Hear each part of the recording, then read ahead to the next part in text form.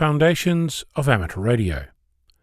With the growing availability of new ways of communicating across the globe, from digital voice such as Codec 2, through weak signal modes like Whisper, JT65, MSK144 and FT4 to name a few, with internet-linked radio such as Brandmeister and DMR, and the newly granted access to all Australian amateurs to all those modes, it's easy to overlook the one mode that started this adventure, Morse Code.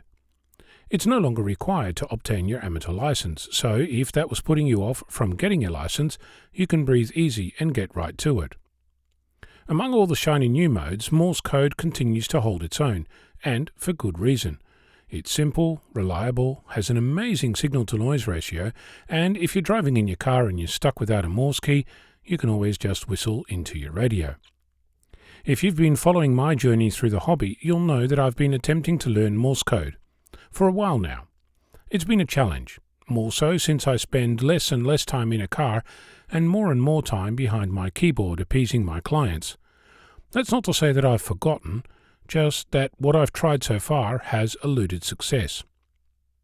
A little while ago I received an email from a friend, Sean Victor Kilo 6 Bravo Echo Kilo, who let me know that there was a discussion happening on a mailing list he was a member of, and in that discussion I cracked a mention. Being the shy and retiring type, I had to have a look for myself. To read the message, I had to join, which is fine since Charles, November Kilo 8 Oscar, has been bugging me to do that for years. Well, perhaps not bugging, perhaps keying me. Hi. Turns out that the Straight Key Century Club, the SKCC, was having a recurring discussion about the topic of head copy, or head reading. To give you a sense of what that is, consider what I'm saying to you right now. It doesn't matter if you're reading this in an e-book on your Kindle, reading it on an email or online, listening to it on your local repeater, or via your favorite podcast player.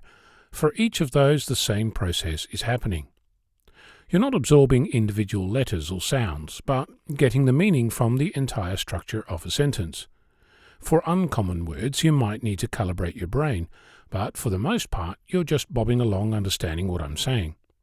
In essence, you're doing the equivalent of head copy. In Morse code, the same can be achieved. Ultimately, it's a language, a tonal one, but a language nonetheless. Hearing the individual dits and dars followed by letters, words and sentences, eventually you'll get to a point where it all just flows. I speak a few different languages, a curse or a blessing depending on your point of view. It means that I've become exposed to how language is built up. Initially, when you hear a new language, your brain is trying hard to figure out where the individual sounds belong, which sound belongs to which word, how a word begins and ends, how you make a plural, all the things you take for granted after you've learnt a language. In Morse, that is no different. Within that context of discussing head copy, Gwen, November Golf 3 Papa, mentioned that she used the text edition of this podcast to convert into a Morse code MP3 file, so she could learn to hear Morse and bring them with her on her mobile phone. Gwen and I had similar aims. In the past, I'd done the same with a book, Huckleberry Finn if I recall, as well as random letters and also the ARRL Morse practice downloads, but nothing seemed to work for me.